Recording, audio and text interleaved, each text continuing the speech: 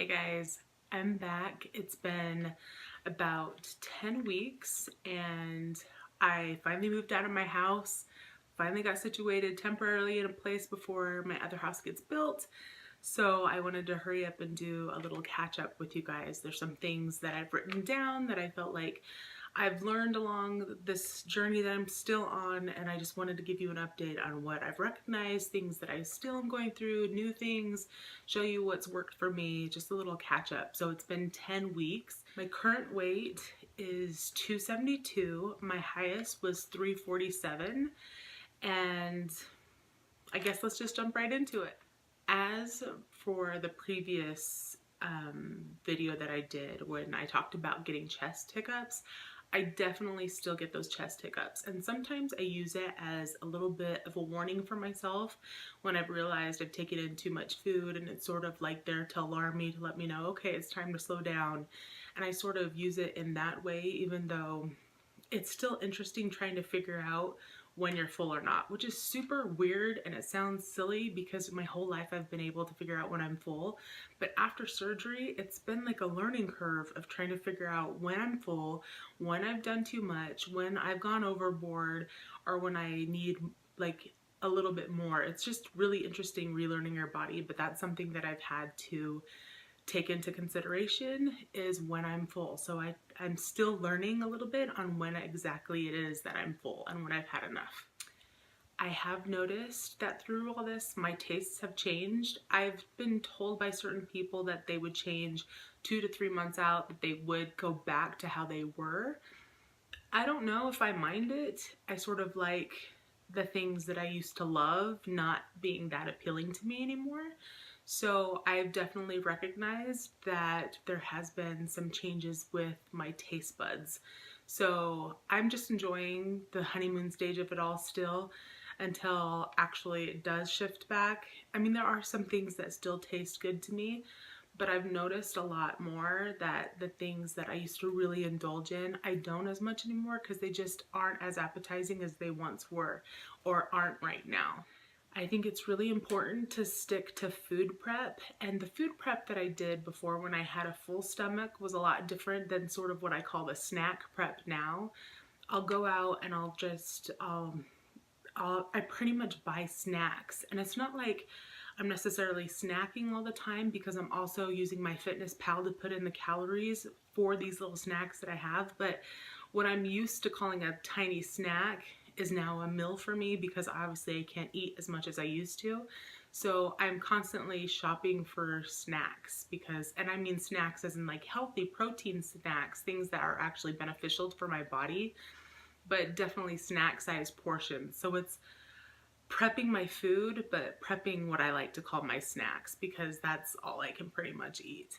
I have noticed a little bit that I'm not, like, depending on the week, I'm not losing as much weight as I used to. So I felt like maybe it's time for me to step up a little bit and start walking about 40 minutes 3 to 4 times a week, and I'm on my second week of sort of doing that, and I feel like it's really helped like move things along. So I told you I wasn't going to start exercising until I started losing not as much weight as I was before, or when I started hitting a plateau or felt a little stagnant.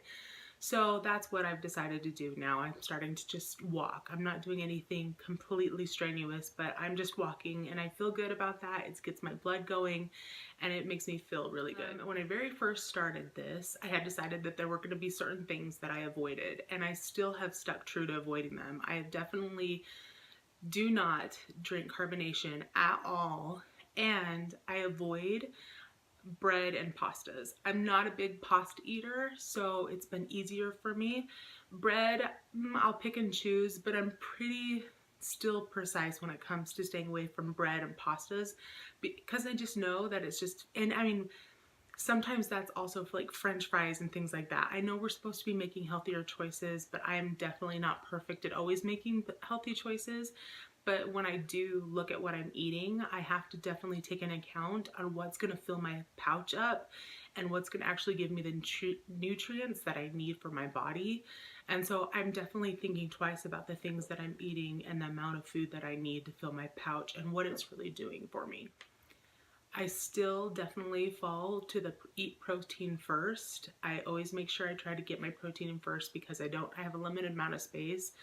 And so I'm making sure that I get the protein in that I need. And when I use Dr. Cottom in Salt Lake City, and with that we paid $350 to have a nutritionist and a trainer for life. So I meet with her and next week it'll be my second time meeting with her, and I keep a food diary, and she's going to actually help me with my food choices and different exercises that I can do to maintain or to enhance my overall performance and my overall weight loss. And so that's been really helpful and something that I definitely felt was a benefit in being able to use my insurance and being able to use this specific doctor. I know not many people have that ability or that with the doctors that they use, but that's been sort of a perk that I'm going to try to take advantage of. One thing that I think is really important to recognize is your body will tell you what you need. And what's crazy is I went through this weird sushi phase, which is weird because I'm sort of steering clear from rice, which is what I told you earlier. But it's like my body was craving the protein of different types of sushi or different types of fishes, and I'm not a big fish eater. I do eat sushi, but I don't really care for fish. But all of a sudden I was like, couldn't get enough sushi or couldn't get enough salads or vegetables. And it's interesting, your body will definitely tell you what you need or what you're lacking. And I think it's important just to pay attention to that, which brings me to the vitamins that I use. There's been a lot of controversy when it comes to what vitamins should you use, what works best for you, what works best for the surgery that you have. And so the vitamins that I decided to use, I actually got one of the vitamins off of Amazon and I got the bariatric, the bariatric advantage, and I got it with iron because as a woman, obviously we are always needing the iron intake, and a lot of these don't come with the iron necessary. And so I just went all out and I bought this off Amazon for about $50, around $50, and it has 270 capsules. I have plenty here, but this is my multivitamin with iron. I do take this, but along with this multivitamin, I actually got this biotin from Costco. Now, I love Costco vitamins, but the biotin, I really wanted to make sure that, you know, my skin, my nails, my hair, all of these things stay energized, youthful, and in place, that I don't lose too much hair with this weight loss. So I have been using this biotin. It actually is a fast dissolving pill, but I found myself a lot of times just swallowing it. I hope, obviously it's all going to the same place, so hopefully that's fine. But along with this, I also do the hair, skin, and nails from Costco as well. And this is something, it's 250 capsules or liquid soft gels, and these are pretty much my main vitamins that I use. So all in all, these 3 vitamins are the vitamins that I've been using that feel like have helped me when it comes to retaining what I want to retain and hit the goals that I want to hit as I'm losing weight. I'll have to admit, like, having this done during the holidays was the worst time to have this done. I felt like I was susceptible to sugar a lot quicker than I normally would have been. I normalized a lot faster than I wanted to, but at the same time, you know, being in my situation, I had to get it done as quickly as I could with the insurance that I had at the time. And so you have to do what you have to do, but I would definitely recommend not getting the surgery done during the holidays. I would think like the beginning of the year would probably be the best time. February, March, that's probably the best time to actually get a surgery like this. One thing that I'm still not doing is I'm still not buying clothes. I'm still wearing skirts. I'm still trying to figure out just what my body and how my body works when it comes to what I'm wearing. And some things might be a little bigger, like this top is a little bigger than I'm used to, but I'm just sort of covering myself with a scarf because we're still in winter. So there's different little adjustments that I've made to some of my clothes, but I'm definitely not really wearing, I'm not a big pants wear right now, so I'm not able to tell just how small my pants or I'm getting compared to my pants. So that's been something that I've been so busy with moving my house and all these things that I really haven't gone clothes shopping, and I probably wouldn't recommend that either, just because you're constantly changing in size and you don't want to waste your money on things that you're not going to be able to fit into later.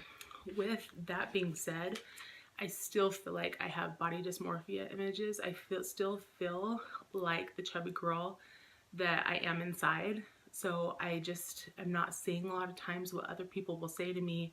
You know, I really do thrive off the compliments or comments of other people, because I feel like that's a really good reflection on what it is that I look like. And that's why I feel like it's that much important to have let people in on some of this journey and been brave and let people know what I'm doing, because they recognize things and they'll say things to me and they'll point things out to me that I feel like is very helpful when I don't see it in myself. Because often, I mean, we're obviously with like ourselves more than we're with anyone else, and so it's hard for me to really put together what other people see.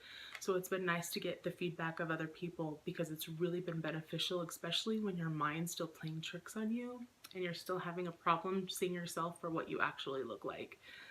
So overall, I'm